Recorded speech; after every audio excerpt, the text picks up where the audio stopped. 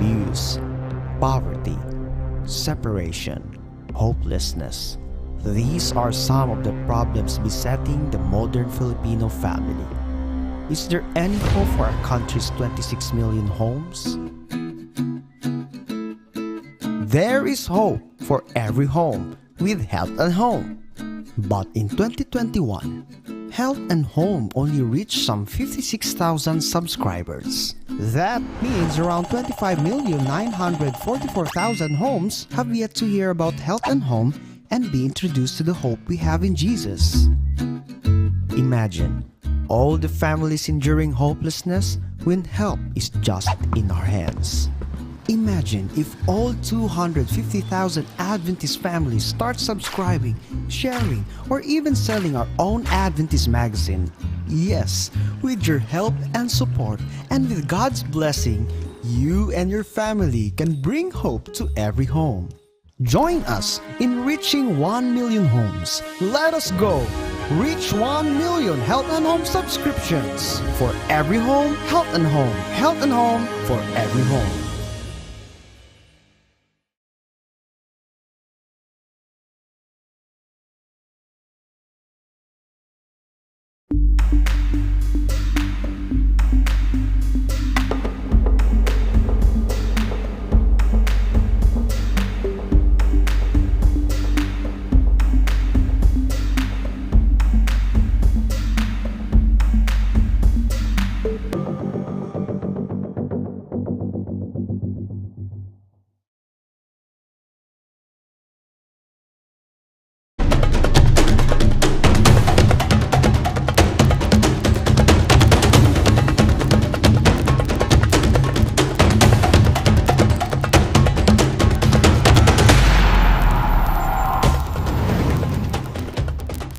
Mga kapaglaom, do you like to listen?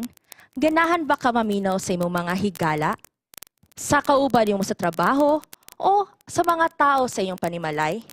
Ganahan ba ka o nakita ba nimo na ang pagpaminaw isa sa mga pinakadaghang pamaagi aron mas mapaligon nimo imong relasyon sa imong isig katawo? Sa atong episode karon kapag laom Hazel ato ang diskubrihon nga ang usa day katao kung siya mapaminawan, he or she would feel heard, valued, and even so important. Sakto kaayo ni na diskusyon mga kapaglaom no, kay karon pod nga bulan ginatagaan nato og emphasis nga ato ang malikayan, hilabi na ato mga kaubanan diri sa sosyedad, nga likayan gyud nga ilahang kwaon ang ilahang kaugalingon nga kinabuhi o suicide prevention. Kana ang ato ang pagadiskasan karong hapon diri lang sa ADRA TV.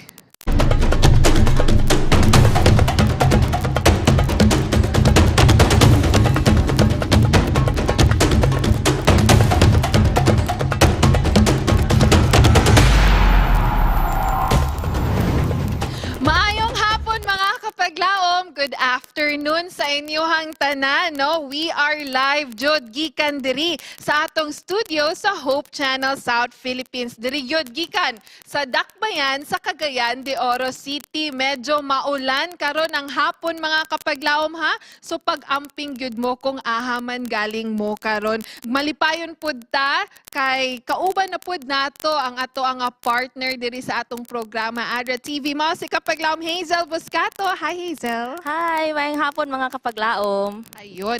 Hazel, sa ato ang episode karon which is live by the way mga kapaglaom. Gimingaw jud kaayo min sa inyohang tanan. Atong episode karon nga hapon is entitled Building Stronger Connections Through Active Listening. So we will be discussing mga kapaglaom unsay mabuhat sa usa ka simple nga word, pagpaminaw. To listen mga kapaglaom. So atong i-take time nga ma-equip ta ani nga skill, and then kani nga episode mga kapaglaom part gihapon ni siya sa atong Disaster Ready Church Season 2 Psychological First Aid Series. Last time we talked about Luke, Hazel.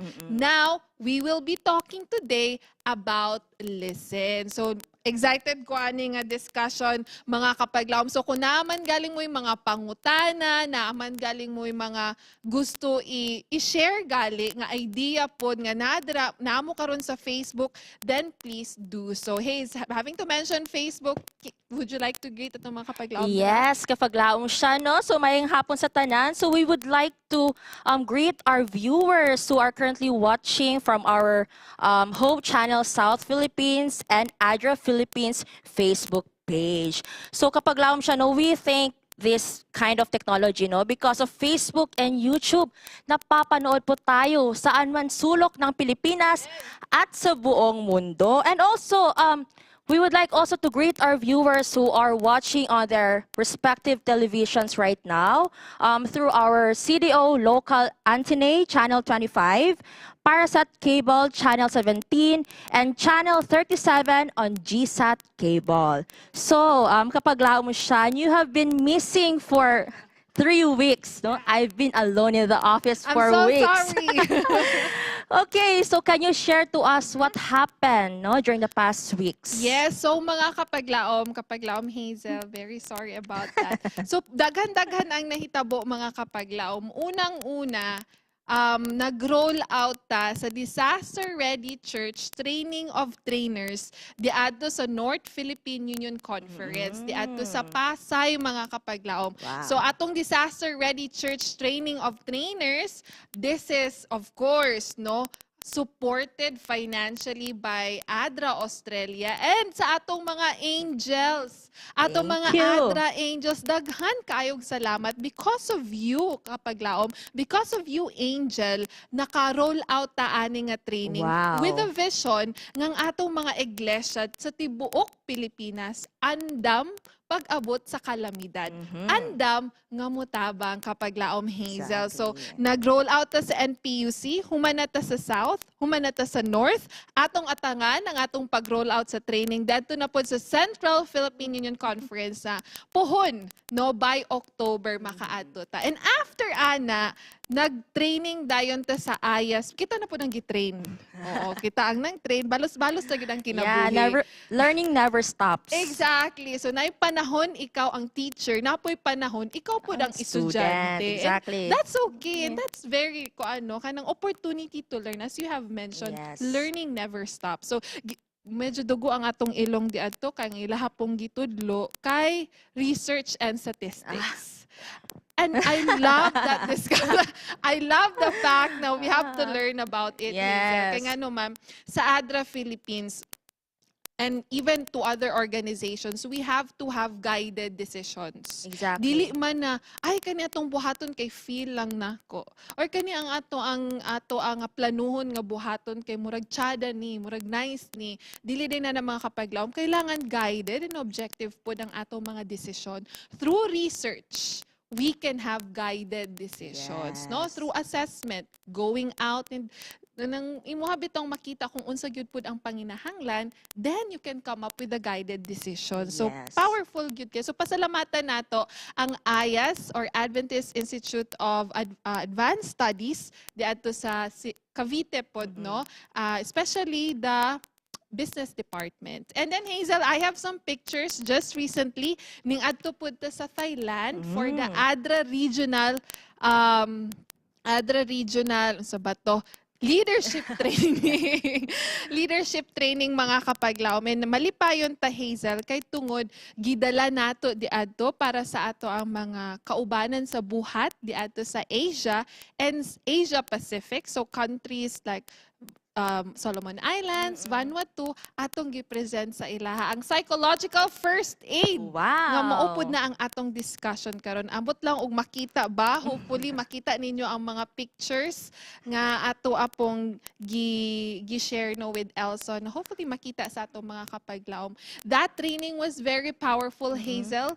ADRA is going to a new era. Yes. Oo, so it's a new era of serving humanity so all may live as God intended. Amen. So, mabati ra nato og ma-experience sa pud nato kana nga mga changes. So, mga kapaglaom, siksik puno. But it's good to be back. Yes. I realize, Hayes, there are things nga there are new things that you have to do, but there are things also that you have to keep doing. Yes. No, na yung mga buta nga bago nato nga buhaton, pero na po yung mga buta nga pwede nato buhaton again and again. And being here live Yes. through Hope Channel South Philippines, I am so happy to be back and be live diri sa ADRA TV. Yes, sumurk taas-taas gitu yung journey, ma'am, no? In short, no, that Yes, so, you know, in relation to what you've said, ma'am, no, the only constant in the world is really change. So it's really good that us as an organization, we are able to adapt and be progressive, no, with current changes in the world. Amen. So ngayon, mga kapaglaom, ang ADRA Philippines at ang gobyerno ng Canada ay kapit-kamay ang mga aksyon upang mapalakas ang pinansyal na kakayahan ng mga kababaihan sa Camarines Sur. At dahil dyan, ang Hibago Women's Rural Workers Association sa Barangay Hibago ay nakatanggap ng livelihood grant upang suportahan ang napili nilang negosyo. At dahil dyan, tunghayan natin ang kanilang kwento.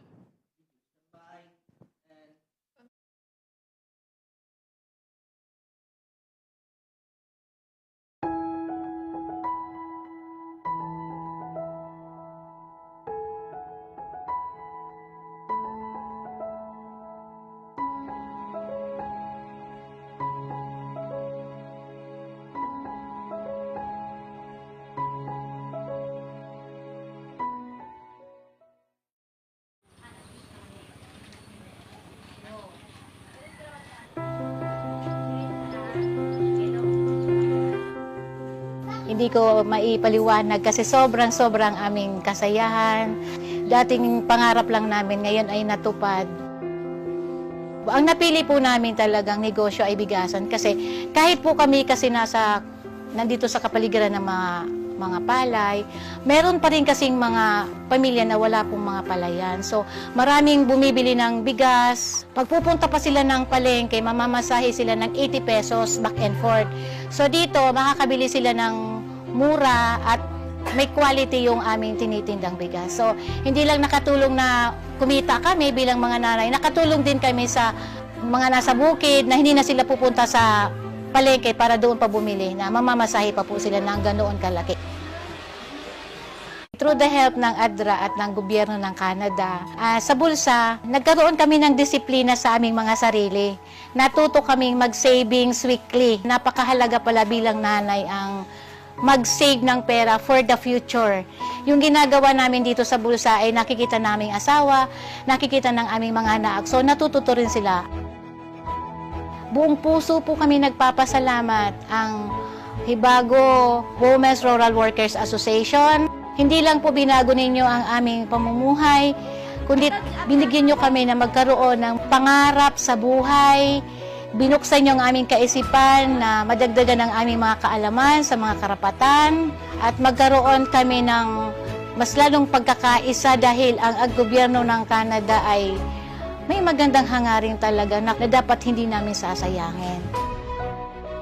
Kami ay napakasaya kasi nakasali kami sa ADRA na kung saan ay nabuksan yung aming mga kaisipan na dating walang alam, lalong-lalo na sa mga batas, mga karapatan ng mga babae, sa yung bawsi po baga. Yung iba kasi namin mga kasama ay mahiyain, na-develop na magkaroon ng self-confidence kasi naging mga facilitator na rin po kami sa ibang grupo.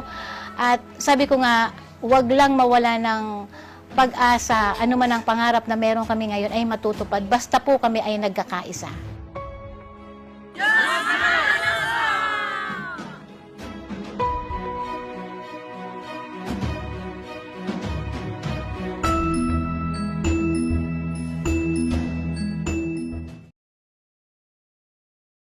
Congratulations po sa ating Hibago Women's Rural Workers Association coming from Barangay Hibago, Camarines Sur sa kanilang livelihood grant, Hazel. So mga kababaihan jud to, Hazel, nga Yes. mga babae gyud ba? Women empowerment. Exactly nga naalang pud naasla sa balay pero pwede sila nga maka-income. Yes. Napud sila pwede nga ma-add para sa ilahang family. So congratulations sa inyo, ADRA.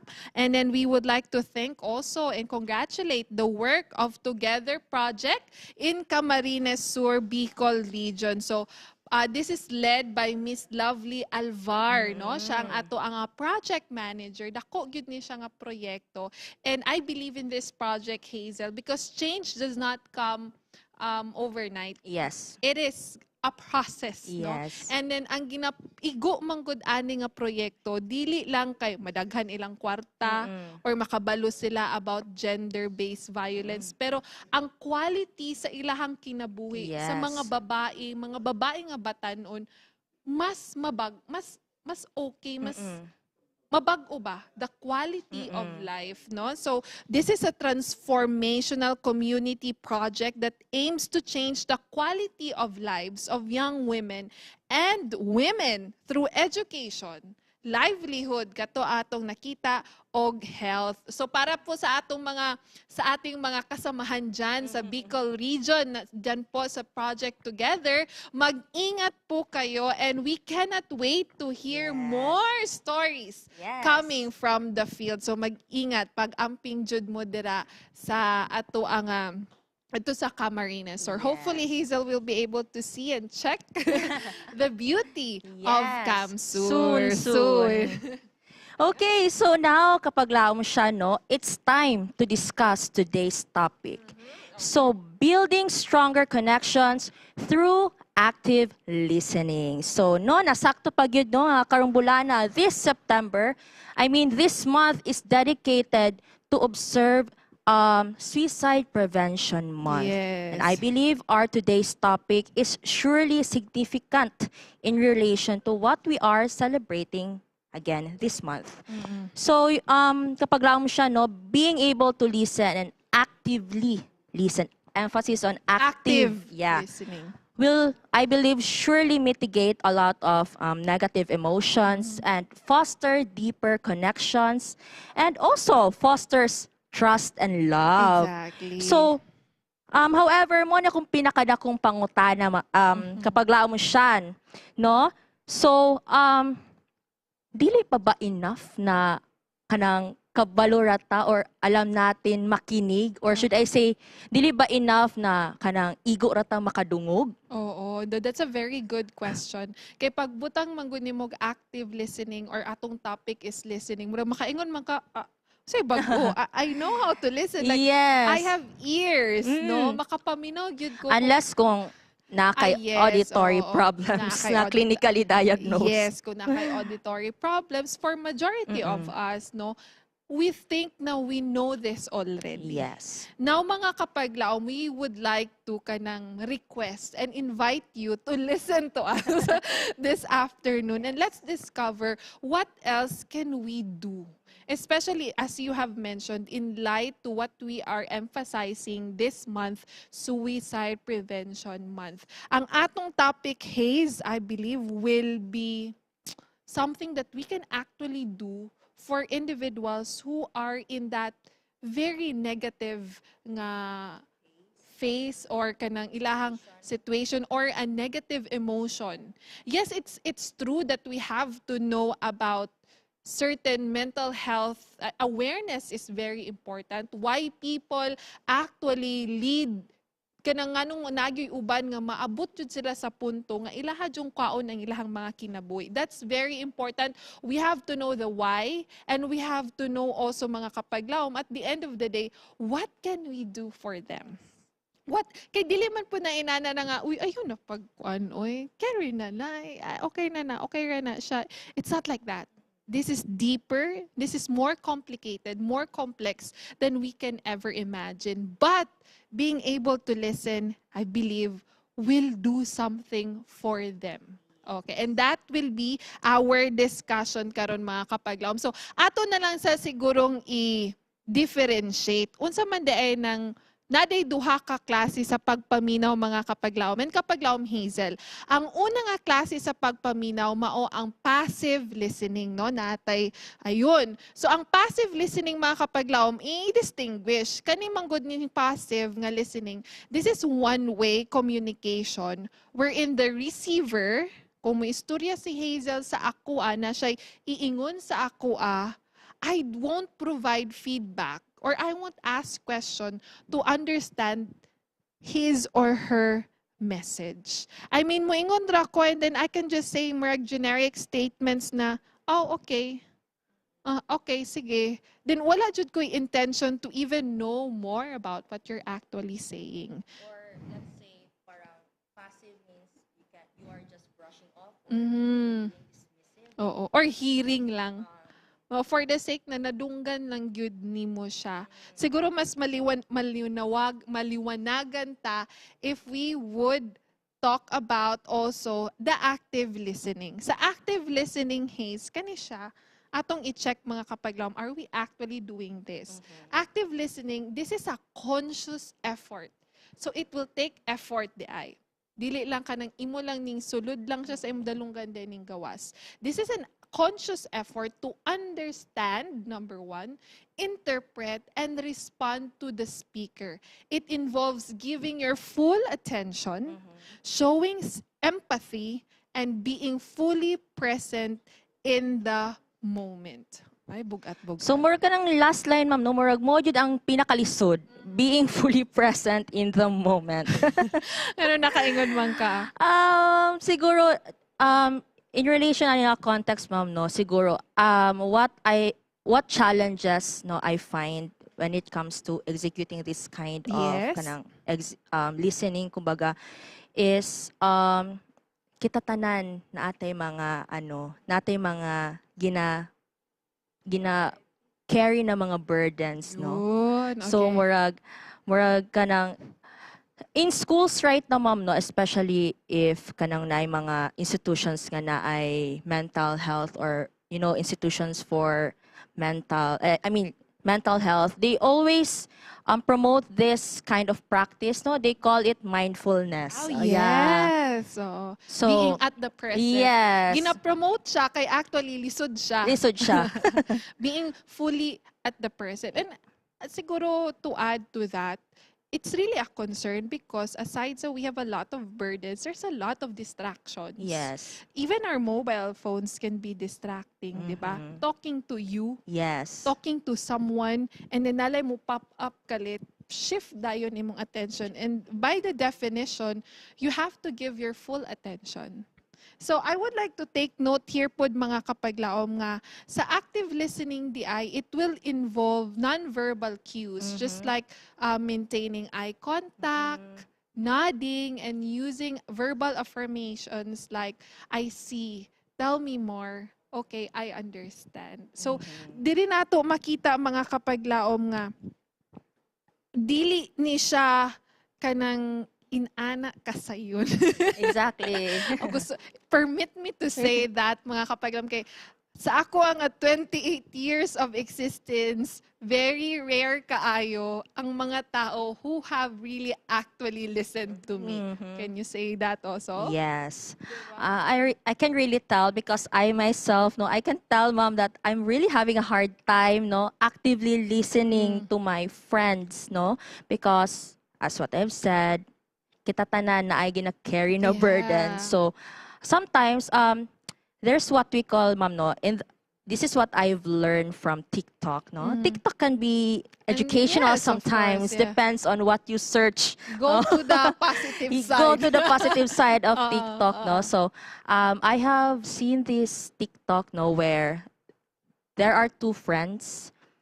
Diba, typically, we vent out diretso, diba? But no, on that TikTok, I saw, kumbaga, na before they, let's say, trauma dump, they call it Trauma dump. trauma dump, Ay, or grabe. I'm learning a lot from Hazel. or Gen Z. yes, before they share their frustrations Issues, or issues, problems. they ask permission first. Wow, Like, okay. do you have like the mental space to receive my, very heavy stories for today? Aw. Sort of like that. So, That's powerful. yes. Nga you ask for permission. Kay respeto na pud sa imuhang friend nga basig na po'y ginaagian. Nga Yes. basig makadugang pud ta sa iyahang ginaagian. So really, as you have mentioned, it's in TikTok. talk, I mean, everybody of us, I would say, we have health problems, physical, but naadaghan pod ang mental health Yes, nga mga exactly. problems. I believe this is high time really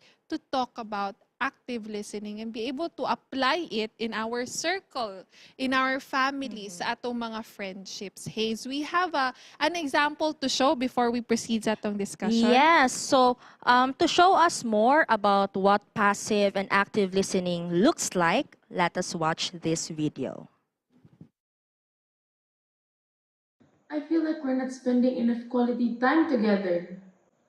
Why would you say that? I've been doing everything for you. I feel like we're not spending enough quality time together. I'm sorry if you feel that way. Let's fix this together, okay? Yes, thank you. Okay, so makita na to mga kapaglaom, two examples that was very short. Yes. First is medyo defensive, no? Pag maingon na, I think nga we're not really having kanang Quality time quality together. time together. And So, then, this video, ma'am, no, this is specifically for, relationships. oh, no? yeah. Kung na kay mga, ikaw. Ikaw mas makarelate ka na, ma'am Shan. Okay, so, paning tumahatsit, maday po daan. Pero, ganahan ko atong sa part nga, usahay, we feel something. Tapos, when we feel something, ginaistorya na ato sa ato ang partner, Yes. sa ato ang karelasyon. Now, naay mga panahon nga atong karelasyon or kita mismo, defensive dayon. Yes. Dili ta maminaw sa iyahang sa explanation. Ngano nakaingon man ka nga we're not spending enough or quality time together. Pero murag ang atong default is kana bitang mag-defense tayo nga, ha? Yatag nagali na ko tanan, ikaw ragali akong ka-chat, ikaw ragali buntag udto panihapon, unsa na lang ang atong kuan nag-chat man ko sa mo. That's our default. Pero sa active day nga listening, hala, ano nakaingon siya, ana? Okay, sige, I will look to you, and then katong non-verbal cues, I will look into your eyes, Hayes, and I will, okay, this is serious. Nakaingon ka nga, we're not spending time together. Can you tell me more about that? Yes. That's like, how do you think nga that would like resolve? Like for me, more than half of the problem, Hazel, sulbad na. Yes, exactly. Kay in actively listening, ma'am, no, as what I have understood, no, from this term, it's more like, no, instead of kumbaga ba giving input to what the other person is experiencing or feeling, it's more like probing ba. You ask them, you ask series of questions. It's like a sort of inquiry ba, so that the other person's thoughts, no, on her mind, mas ma-organize bitaw siya, ma'am, and then once organized, then ang other person is free to like vent out what she or he is feeling. Yes, and I like the part nga sa active listening, aside sa we'll have a second episode on active listening. No? Aside sa part nga physically I'm here, okay, I will listen to you. This is not about me. When you listen day mga kapaglaw, when we do active listening, ma-shift po di ay ang ato ang perspective mga kaning among pag-istorya ni Hazel or kaning akong pag-istorya sa akong higala or sa akong pakig-istorya sa ako ang partner, bana, asawa, uyab. Dili din ni about sa ako This is about the other person and unsa man ang ako ang mapaminaw sa iyaha karon. Unsa ang akong pwede nga madungog pud sa iyaha karon. So the story is not about you. Now, usahay, we're so tempted to make the story about us. Yes. Or the conversations about us. Or even share our own stories, no nga, more same po sa ilahang experience. Yes. So sa active listening, we have to remember nga, this is not about us. Ayun. Yes. So, mga kapaglaom, we have a second video, Hazel. Yes. So let's explore how listening plays a vital role to friendships. Ayun. So let's watch this video.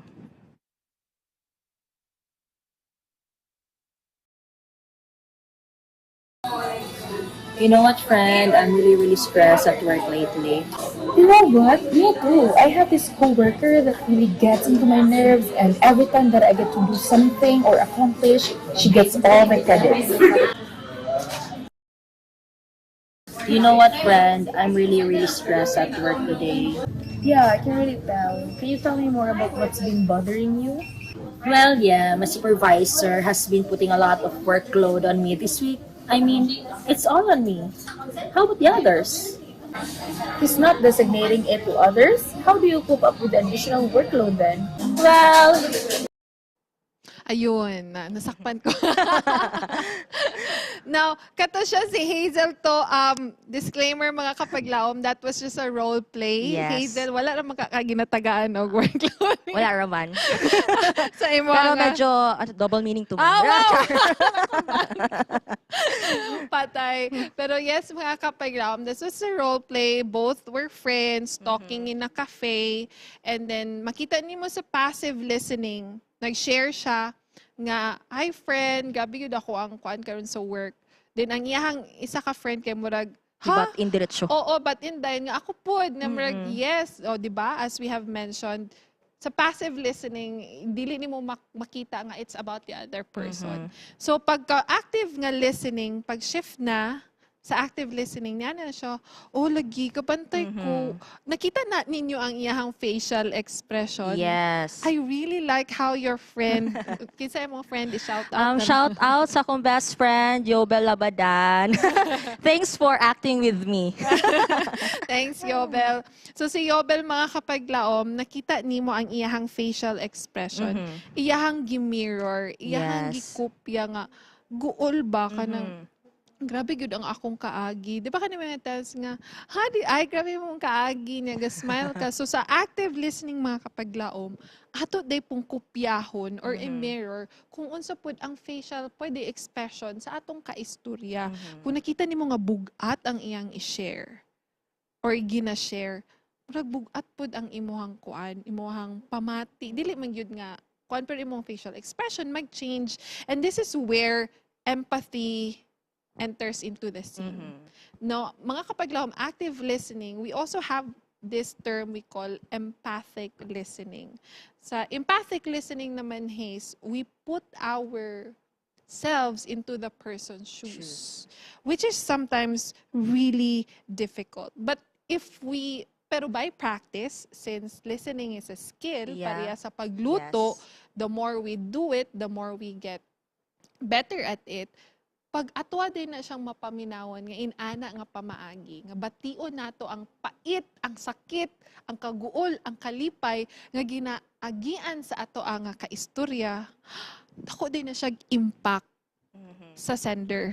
Dako din na siya impact sa other person. And I believe the term Hazel, kapag lang Hazel, is validation. Yes, exactly. Which is very important nowadays. Sometimes we know the solutions of our problems, but it's just so heavy. Gusto lang pod nato nga ma-acknowledge nga sakit yun ay siya. Wala pa rin ka na buang. Wala pa rin ka na unsa nga. Kanang imong ginaagian nga kasakit, indeed, sakit jud pod ay siya. And when somebody picks on that, and validates that and makes you heard and your emotion or you being validated and being important, it empowers you nga, ay, lagi sakit ni siya. Pero at the end of the day, dili po ni siya ang kanang, I'm not alone. Somebody has actually listened to me. And this is why I love active listening. So, but I have a question, Ma'am Shan, no? What is the difference? Wala ni siya sa script. Patay tayo. But you know, empathy and sympathy, like how you understand it, what is the difference between the two? I think the emotion part, the way it's being portrayed, pare-parehara. Pero the mindset, the motivation for that action is different. The thing with sympathy is gikaluy-an nimo siya. Like pity, ana. Oo, ay dili na po siya pity nga luuyan niya. Oy, pero murag importante gyapon ang sympathy, no? pero oo, luoy lagi ka. Kana bitaw Mark, kumaingon kag kanina hitabo sa ako, hala luoyan nimo ba? Mo din ay nahitabo sa imo ha. So more of your like a person outside of his or her experience pa. Murag kung sa storytelling pa, murag third person, murag observer nga, luoy kaayo ka nga inana. Inana, a possible comment for sympathy is, luuyan ni mo, oy. Oo. So, yes, sympathy is very important also. But higher degree na atong gusto makuha is empathy gyud, na you would try to feel what I actually feel. No, medyo kung sa level of kuan pa Haze na ma-receive nimo ang validation of what you're experiencing, we would want to have empathy. We would like to talk to someone we would like to be with someone who listens to us and actually tries. Dili man siguro yun niya ultimately ma-reach ang ako yung kaagi, but tries to feel, tries to... So kung ang sympathy, ma'am, more on the third person POV, Yes. ang empathy is more on the first person yes, putting yourself, Jude. With ato nga iyaha nga kasi and your words and the way you would treat and be around the person mas different pod siya. And that's why now it may be hard for some to actually empathize. Exactly. No, di man siya inana ka-easy. Yes. And usahay extreme end basig trying hard ra pod kaayo ta nga. True. Nga murag gibati po na, like for example, nabulagan or namatayan, and then murag on the extreme end pod makuha po na nga agi try hard po. Hala, grabe cute ka ma-over pod siya, no? So it's a balance of being able to validate and hear the person's story, but actually make the other kanang ang the thing man good with active listening, dili ko moingon nga naminaw ko sa imo Haze. Pero wala, I don't feel it. I don't experience it. With active listening, we want the person to feel and experience nga ginapaminawan siya. So mo nang di adto ta mag-lean towards hoping kita mga kapaglaom, we go with empathic listening. Like for an example, parent ka, ginikanan ka kapaglaom, ndole mong anak, naingon siya nga, malisod kayo ang mong math. Passively, lisod kayo yung math? Mahal ba kaya ko ang pag-tuition na? Libro. Oo, libro niya. No? Pero a mother that is an active listener, hala nak, sige daw, tell me more. Diri lingkod ta. Unsa man di ang nakalisod, ana.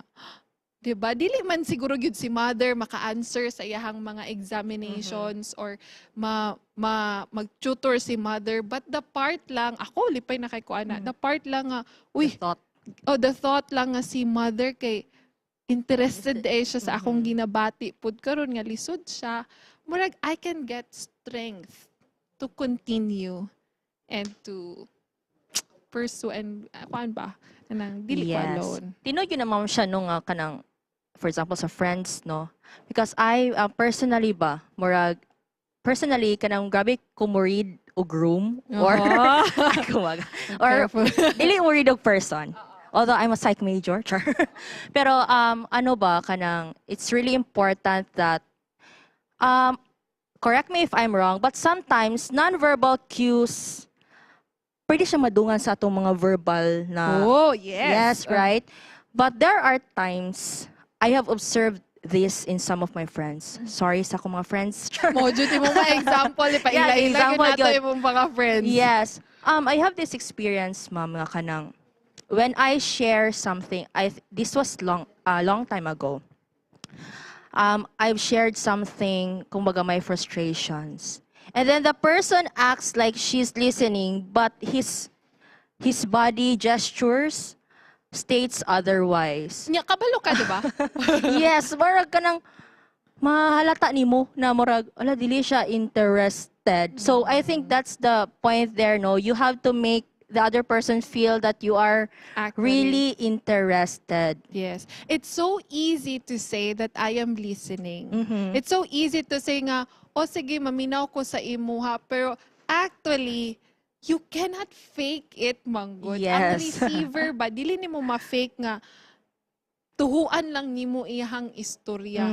The way lang siya mo tanaw sa imong mata, mo iyang, as you have mentioned, iyang gesture. Sige, Hayes, I'm listening to you. Tapos cellphone lang. Then, sure, really? Would you actually feel listened? Diba? I don't think so. I don't think so too. That's why mga kapaglaom, it may sound like very easy when we say listening, but truth be told, sometimes it's very hard to do so. So mo na siya mga kapaglaom. And I would just like to cite a very powerful story in the Bible, the story of Bartimaeus. And to me, this is like an example, and I would like to end in this note ba. So si Jesus was walking around Jerusalem, and then pagkahumana si Bartimaeus, he's a blind person for years, and since blind man siya, wala siya other means for income, naggabeg siya sa streets. So Jesus ato nga time mga kapaglaom na siya kanang sikat na si Jesus. Naibalaan na siya nga muayo siya inana no. So si while walking the streets, medyo ang mga tawa na si Jesus, kagubot sila. And si Bartimaeus gusto pud siya magpapansin nga ako pud tinaibalaan naman si Jesus nga healer siya. Ako pud magpaayo pud ko, pero people around Bartimaeus was like, shh, quiet, saba dira. You will read this story in Mark 10:46 to 52. Siya hilom dira kay kuan ba si Bartimaeus, like low, like ana ilang pagtanaw ba and all. You know what? Jesus heard him and was like, sige, ipaduol si Bartimaeus. And I was really shocked. Jesus asked Bartimaeus, what would you like me to do for you? Wow. And that to me is powerful. Even him, the Lord, who knows everything, does not act all-knowing. Like True. when He talks to us, when He wants to connect, when you really want to connect and build a relationship with the other person, do not act all-knowing. Ay, kabalo ko ana imong gina-feel, friend, kinibalan ko na pod na siya. Ay, kabalo ko ana, oy, kay inani na pod. Diba, it becomes a barrier for us to actually share experiences. Yes. And through this, I really love that part na Jesus wants to hear my voice. He wants to make me feel that my voice is important, that I am heard, and that whatever I have to say is valued also. And that is something that we should all follow. Yes. Na as Christians, no, we should learn how to make other people feel loved, heard, and important. Grabe, na yun akong pangusog. Nilimanggod kay very sakit kayo sa huna-huna that there are actually people out there. We may not know the reasons why they decide to take their own lives. But if we know how to listen, makita baya nato nga naa din na sila yung mga needs pod. And basing mag-guide nato sila to. And that's where PFA really comes in. Munang sa Disaster Ready Church, Hazel, Kapaglaom Hazel, atong mga iglesia all over the Philippines, we want to be equipped with psychological first aid too.